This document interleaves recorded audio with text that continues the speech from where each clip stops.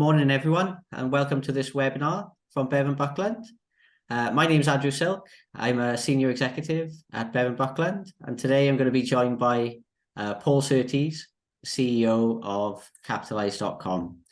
We're here to talk about helping to navigate your business through challenging times. Shall I just make a start on the webinar then, Paul? Yeah, let's crack on. Andrew, lovely to see you. Lovely to see the others that joined us, and we will let's crack on. There we are. Perfect. Okay, so let's start this from 10,000 feet then, shall we? What are the global mega trends that we need to consider? Yeah, look, good question. I think it is super important for us to consider where we are, not just from a political perspective here in the UK, but what's kind of happening more broadly over the entire globe. And, you know, one of the things that we've all been benefiting from over the last kind of 20, 30 years, so this is a long trend cycle, is cheap money. And that cheap money has been coming from the US, cheap goods from Asia. And as the global middle class are getting more numerous, costs are going up in that space. And of course, we are suffering from no more cheap energy from Russia. So those mega trends are kind of coming to an end. And what we need to do as businesses and advisors in this space is really consider what that means for us going forward, because it does mean we are in a new regime. It does mean that we're in a space where goods are going to be costing us more if we're importing them. It's going to mean that, you know, borrowing from banks, from lenders is going to be more expensive. And principally the energy, you know, in which we're fueling our cars and, you know, manufacturing our goods is going to be, you know, coming in at a richer price. And obviously we're seeing that in inflation. Okay. I know at Bevan Buckland, we always advocate planning. Why is that so important during a recession, Paul?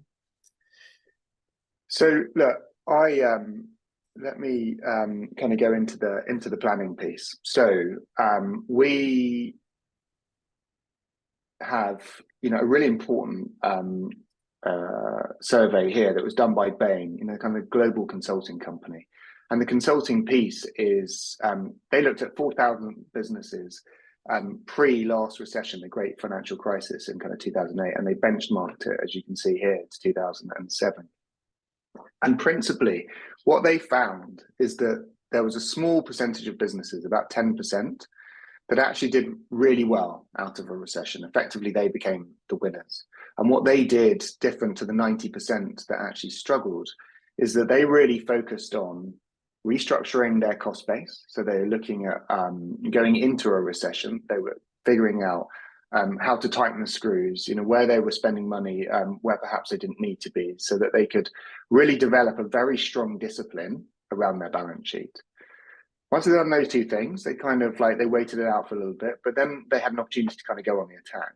And really that kind of attack meant that they could grow into the places where other businesses were retrenching from, because they hadn't done that restructuring, they hadn't done the balance sheet discipline. And as a result, these guys could move into markets and areas that their competitors had been previously. And the really important thing here is that if you look at the green line versus the black line, the compound annual growth rate, which is the CAGR, between 2007 and 2017 was nearly 400% up on where they were pre-crisis. Whereas the businesses that hadn't been through that planning, as you say, who hadn't done the balance sheet discipline, actually were relatively flat from a growth rate. So maybe their growth rate was 3%, 4% per annum. And when they came out of it kind of 10 years later, they were still at 3 or 4%, whereas the winners were sitting at 10, 11, 12, or 10 to 40, whatever that growth rate was. They'd really taken a great opportunity to kind of get into that space.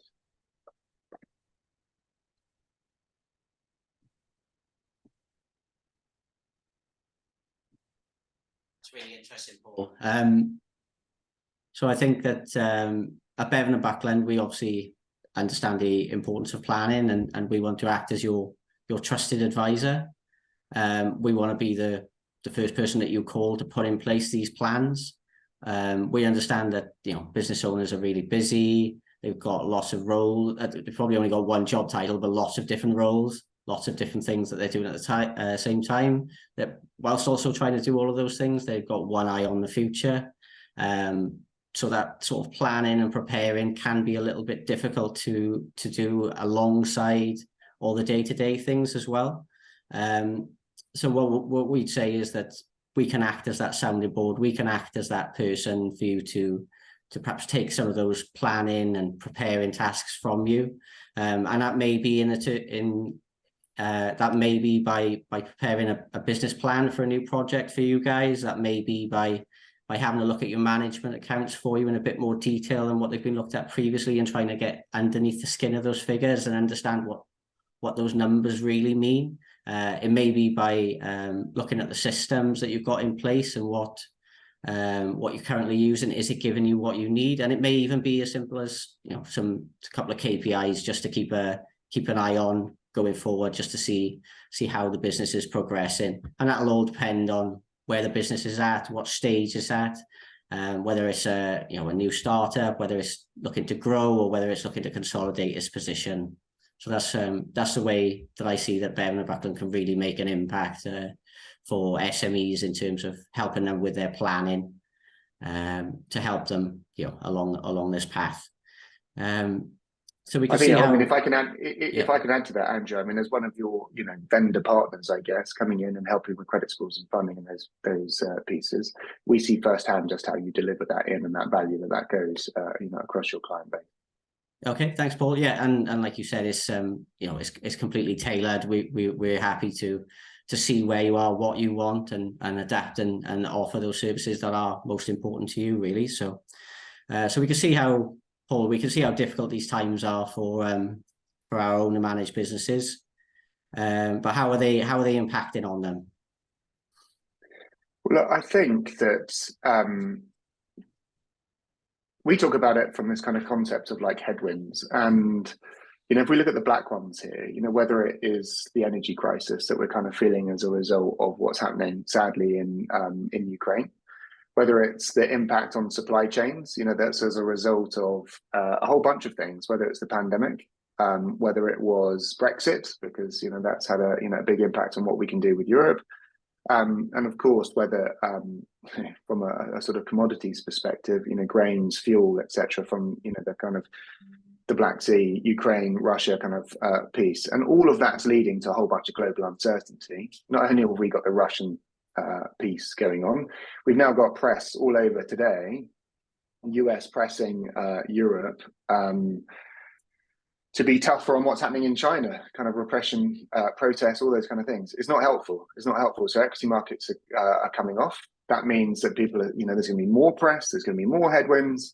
You know, I'm super hopeful that we are here in the UK over the pandemic, and you know what, we're not going to see, you know, any lockdowns or similar coming into the winter. But we've also got a whole bunch of workplace shifts. So whether we are in hybrid working, whether it's remote, we've got the Great Resignation. There are a whole bunch of challenges that owner-managed businesses are having. And all of those are kind of wrapping up into, you know, a relatively consistent theme for what we're going to be talking about today, which is inflation. Obviously, that's been really rich in the press. We've all read about it. Perhaps we weren't so aware about inflation previously. But now we really are. And of course, the response to inflation is an increase in interest rates. So there's a whole bunch of headwinds out there. Your point about planning, Andrew, is getting in front of that, looking at all of these headwinds and how you can kind of manage those pieces. So, I mean, what locally are you seeing from Bevan Buckland? Is there anything? I've talked about the global stuff, I guess. Is there anything like more locally that you're seeing? To be honest, it's everything that you've got on the screen there. Really, it may not be all of them all at the same time, but it's at least one or two of those things for all businesses. From the conversations I've had recently, it's inflation is what people want to talk about. People have got the energy crisis in the back of their mind as well, because they perhaps haven't felt the pain from that as much at the moment, but they know that it's coming, it's down the line, they're going to see the impact of that. Recruitment is still looking really tough for our businesses. They're still struggling to get the right people in the right roles at the right salaries. You mentioned supply chain there. We perhaps haven't seen the supply chain seems to be okay at the moment, I think, but prices are higher and people are paying more for these things, but possibly that supply chain issue is something that they'll see a little bit further down the line later on, possibly, when we get there. So with all of this turmoil, Paul, how will this impact on interest rates for businesses then? Good question. I think I use an analogy, and like, forgive me, ignore the numbers on the right because they're a number of months out of date now. But really, it's the black and green that that I want to be kind of focusing our minds in. And so, the big green line is RPI, inflation.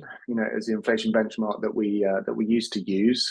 It's the inflation benchmark that pensions and various other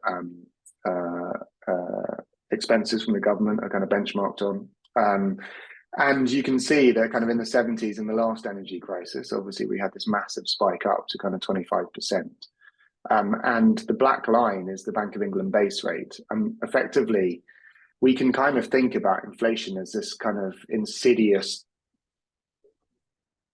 burglar who just kind of thieves value from us as consumers, as businesses, because they're kind of stealing the value of our money today and in the future. And the Bank of England really is kind of functioning as the police in this space, and ultimately where robbers go, the cops will follow. And so that kind of analogy is there, and you can see that this is it's a 70-year trend cycle that basically kind of shows that. And so we've all been experiencing the interest rates going up. To your point about the supply chain, actually PPI, which is something that hardly ever hits the press, and for the manufacturers that are around your local area, they'll be feeling this really brutally. PPI is kind of up at 20% at the moment. PPI is the producer price index, and that is the price at which manufacturers are buying as their input costs to what they make to then put back out. And there's a really important piece there, which is called the gate price. And the gate price is what they buy it at 20% higher rate, they turn it into something great, and then they sell it back out again. And they're only actually matching that to about 16%. So their input prices are going up at 20%, and at the moment it's going out the door at 16%. So there is this kind of inflationary gap. So we really hope that the Bank of England predictions are right and that inflation will start to come down towards the second half of next year. And the one thing to remember about inflation is it's a 12-month rolling period. So it's always moving forward by 1 month. And obviously, so long as energy prices don't spike, that is naturally going to move out of that increase in price, which will drive down inflation and hopefully take some of the pressure off. What everybody's worrying about is embedded inflation coming from wages. And so when we see strikes from Royal Mail, ruining Christmas, when we've got the train strikes, all for good reason. These people need to get paid more, but those things are going to antagonize this relationship here. Okay, thanks, Paul. That's really interesting. So can you talk us through the impact of these this inflation on disposable incomes and how that might affect businesses then? Yeah, perfect. So look, there's two charts here. The blue one was kind of like actual rates and the black was kind of forecast rates on the 6th of September. And the red line were the kind of forecast in interest rates for the 27th of October. And the gap between those is probably the difference of two prime ministers. So the 6th of September is kind of seeing the implications of kind of trust and trustonomics. The 27th of October is Rishi Sunak and his team ultimately coming in and putting a little bit more calm into the market and seeing kind of rates at a lower place. So Bank of England rates at the moment are at 3%. Next meeting is in early December. So, we expect that to kind of go up somewhere between 50 and 75 points. To answer your question about disposable income, obviously, as bank rates go up, it has a significant impact on disposable income. So the average mortgage is about £130,000 to £150,000. If a mortgage is going to get to kind of 6%, and it will do for 25% of mortgage holders, because 25% mortgage holders are on variable, And of course, very simple math. If everybody else was on a 5-year fixed and 20% 1 year were going to come out of their fix next year, they are going to be taking higher rates. And so the impact there at 6% on a £150,000 mortgage is £7,875 in interest that they're going to pay. Now, on an average salary, that is 30% less disposable income. So if we go back to the last slide, cops and robbers, ultimately what the Bank of England are doing are taking away demand, because they're stripping out disposable income from us in the UK. This applies to us as consumers, it applies to us as businesses. So whilst the government wants us all to be innovative and go and spend and hire and do good things to go and get growth, as rates go up, and there's a lot, hundreds of billions of pounds of lending in the UK SME market, as rates go up, disposable income from consumers and from businesses will go down. And that is ultimately what the Bank of England is trying to do to temper inflation. Okay, that's really interesting. Thanks, Paul. So obviously you've talked about the base rate there. So that obviously the next sort of thing that we want to look at then is the impact then on the SME lending landscape and their access to funding and how it affects them basically. Yeah, sure. So look, this chart here is a chart from the Bank of England, actually, and if you look at the orange line, that is large corporates. Large corporates have strategy teams, they have CFOs, they have people thinking about what's going on. And if you look at that spike where the arrows are pointing, that is effectively large corporate borrowing in kind of February, March of 2020. February 2020. So think that through. Lockdown was March 23rd.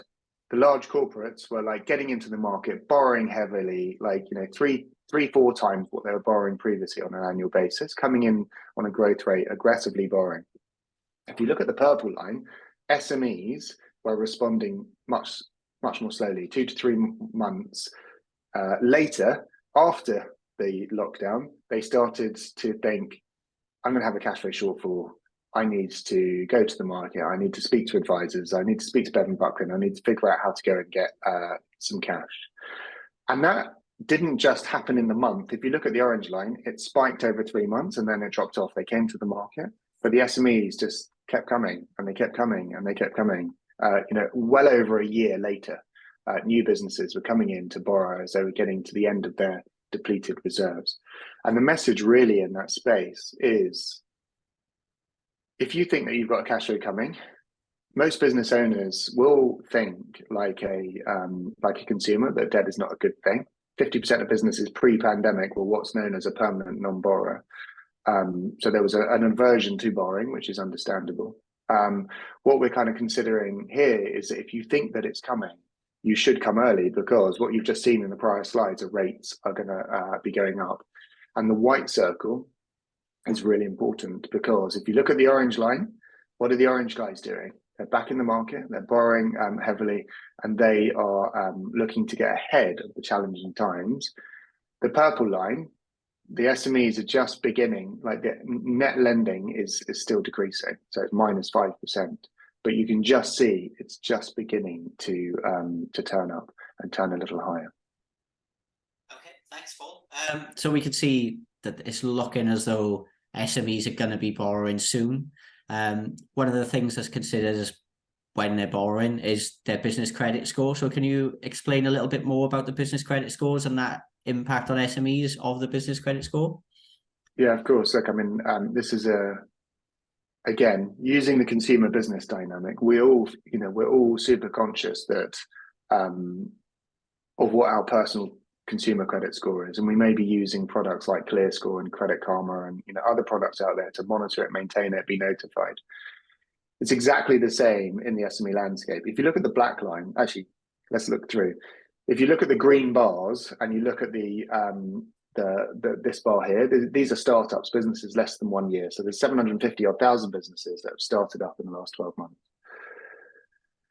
When you start to look left to right and you start to look at the black line is the average credit score. And you can see it's not until you kind of get older than sort of 5 years and up that actually the credit scores start to progress. These are the average credit scores, okay? If you look at the green credit scores, that is the top quartile. The top 25% of SMEs has significantly higher credit scores, kind of like 60 to 70 as an average, and then going up to like 80 points.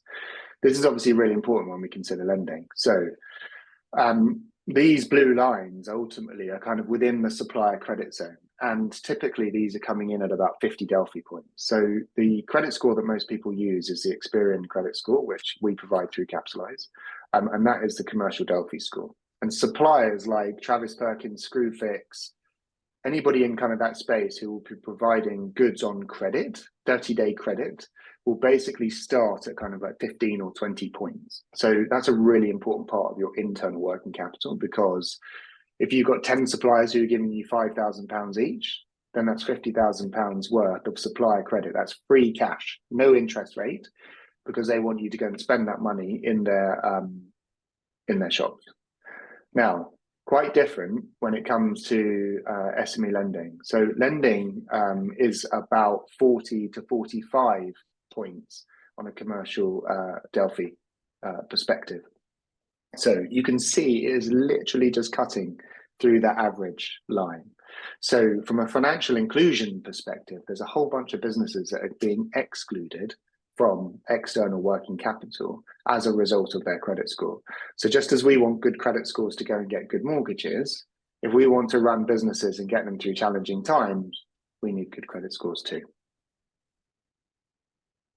Okay, so that really shows the importance of credit scores there, Paul. Thank you for that. Can you share a couple of the ways that us at Bevan and Buckland and Capitalise together can help clients understand their credit score?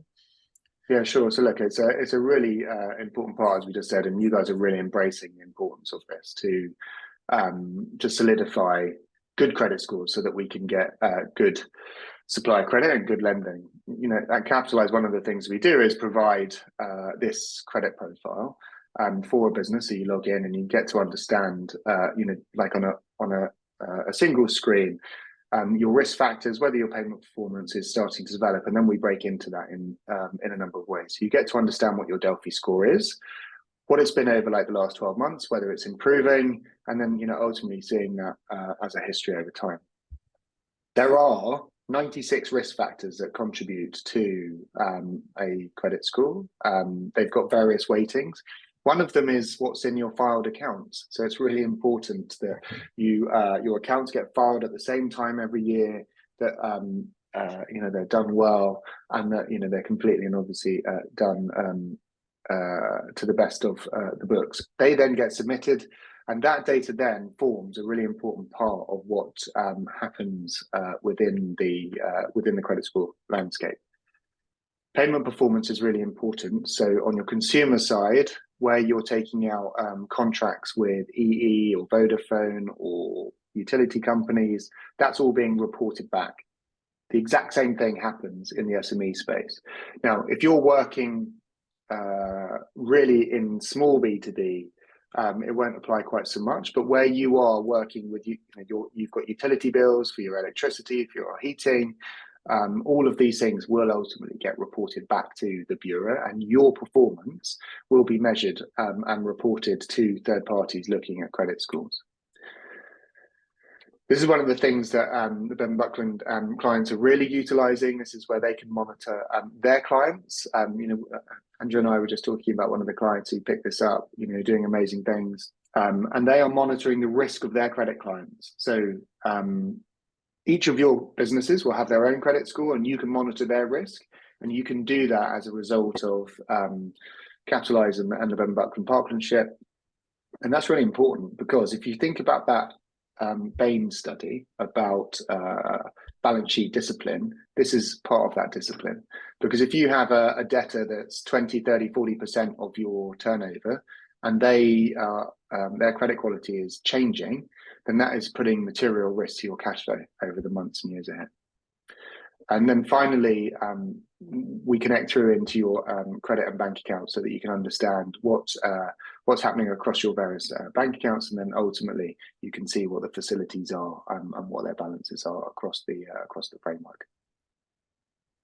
I think we can all see how important it is to understand your business credit score and how important that is going to be moving forward. I know, as a consumer, like you touched on, looking at your own personal credit score and the impact that has on, funding and all those other bits, it's even more important for a business, really, isn't it, Paul? I think so. You see the use of this platform, definitely. So next we're going to talk about working capitals, and we know how important that is for businesses, but Paul, would you be able to explain a little bit more about how that breaks down? So look, I kind of touched on this one because whilst Capitalise has a marketplace and we can help you with external capital, and we'll touch on that in a moment with the advice of Bevan Buckland, what's so important is supply credit. And for those of you in that market that are relying on supply credit, that £5,000 from Juicens or Tool Shack or like wherever it is that you're getting the credit from is a significant part of your working capital, and we consider that to be the internal piece. And actually improving your credit score using something like the credit review service ultimately is going to get you, if you remember where that black line is, we want to try and get it up to the green line. And the higher up that score is, the higher up that line, the better the supply credit. And as you recall, as I said earlier, this is 0%. This is free money. Okay, so you don't have to pay for it. So why wouldn't you want it? Now, what's really important about this, and what we see sometimes, which is a massive shame, is a business will not know their credit score. They will be relying on their supplier credit. Something will happen. They'll post, accounts that maybe weren't as strong as last year for the reasons that that we're going through. They're not thinking about this as a potential risk, and we should understand it as a risk. Because what happens is they suddenly turn up at Juicens, and Juicens turn around and say, unfortunately, you've got to pay off your balance and no more supplier credit. At which point you've now got a working capital issue.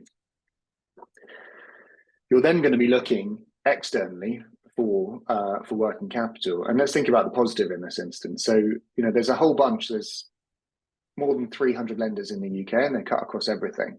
What you need to remember from a lender perspective, because you're going to be thinking from a borrower perspective, is that lenders are principally concerned with the return of their capital. Okay. Secondly, they are concerned with the return on their capital. That's the interest rate, that's their profit. So the one thing that they're going to focus on is, how do I secure against this loan? And that's going to be a personal guarantee, or it's going to be an asset, or it's going to be EBITDA within your business. So to just simplify here, obviously we've got working capital, which is cash. It's an unsecured loan, typically with a personal guarantee. And that may be a 1-year loan, it might be a 5-year loan, but no other security. Revolving cash flows are going to be your overdrafts, but there's a whole bunch of other products and tools that you can utilize in that space. The one challenge being is, and the example that was given to me just the other day is, it's a little bit like an umbrella. When you need the umbrella because it's raining, the bank takes it away. And that's because it's the easiest product to take away, because it's not secured against anything. It's at their discretion, they can remove it. If they put a loan out via working capital or a commercial mortgage against your property finance, it's contractually out for 3 years, 5 years, 10 years, 20 years, whatever that contract term is, and they can't take it back. Okay. Invoice finance, a sort of a relatively unloved product. About 40,000 businesses in the UK use it, but it's an absolute enormous amount of funding and finance that actually goes through. It's about £80 billion worth of funding per annum is utilised through invoice finance. So, that's a huge number. And then finally, asset finance is the growing story. I think asset finance has grown significantly over the last few years, whether it's against plant and machinery, your vans, whatever it might be. This is the one sector that is absolutely exploding at the moment. So whilst the SME lending is a little bit slow at the moment, asset finance is growing very quickly because it's easy to lend against kind of plant machinery. Just thinking about the negative side that I just talked about, Andrew, we talked about the supplier credit disappearing. What typically happens then is that a business will then go seeking external capital. Of course, they're going to suffer from the same challenge there. Their credit score's diminished, it's lower, therefore they're going to have a challenge going for external capital. Those who haven't been helped by Bevan Buckland, planning, thinking, making sure that their books are in place, ultimately might suddenly turn up at your door and say, hey, Andrew, can you help me get some cash? Can you help me get some finance? And it's going to be challenging now because we haven't done the planning, we haven't been the thinking, we haven't been doing the balance sheet discipline that we talked about at the beginning. Okay, thanks, Paul.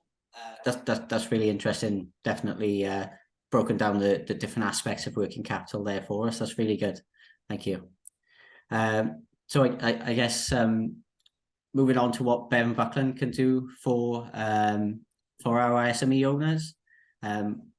Everything that Paul has just mentioned, what he's talked about, you could see, I guess, the stress that business owners are under. You can see the amount of business risk that there is around at the moment. You can see all of these moving parts within the economy. There's a lot to deal with at the moment as we head towards a recession.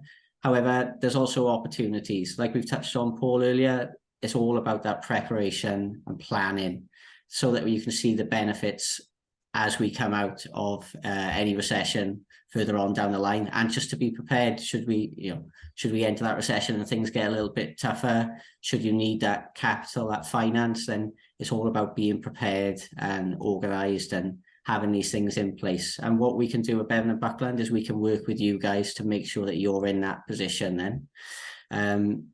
Because we want you guys to be part of those success stories. We don't want you guys to be those people who struggle during a recession or stagnate. We want you guys to grow during a recession even, and then on the way out then absolutely fly in. So the first thing I'd say that we could do at Bevan and Buckland is, as Paul said, we've got the partnership with Capitalise, we've got the link to sign up for your business credit score. So I'd say first things first, get signed up for your business credit score, have a little look at it. What is it? Try and use the app and the different pages that Paul talked through earlier to understand what your business credit score is, what the risks that affect your credit score are. And that will help you to understand then how the lenders, your suppliers, your customers, how they perceive you and your business. And from there, then I guess we can have conversations about improving that credit score should we need to. And it'll all depend on whether, what sort of terms you're being given by your suppliers, how you're dealing with your customers, whether you've got any sort of funding requirements on the horizon. So I'd say get signed up for that business credit score, and then we can take a look at that together. The next thing I'd say to do is just get in touch with us. We'd like to offer like a free consultation just to have a chat with you guys, understand your business, understand the numbers that you're getting, understand your business credit score, and see then how we can help. And what we can do is we can tailor our advice, our tools, our support then to your business, whatever stage it's at, whether it's a startup, whether it's highly ambitious looking to really grow, or whether it's a long established business that's just looking to consolidate, heading towards a recession. We can tailor our advice and our tools and our support to help you guys and get you prepared, get you planned, and make sure that you're the ones to turn these any recession that we enter into an opportunity for your business. And the type of things that we can advise on and help with includes looking at your systems.